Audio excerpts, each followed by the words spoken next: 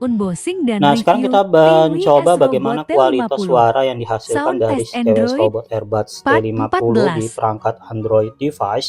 Dan seperti biasa kita di sini sudah memberikan sebuah no copyright song ya, kita putar dari kartun on, dan ini sudah playing ya, sudah memutar dan hasilnya adalah ya, dan di sini kita volumenya ada di 80% ya, dan kita langsung aja kita fullkan untuk volume suaranya.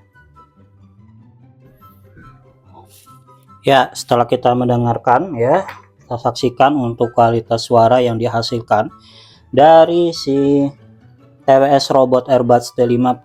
Untuk suara di sini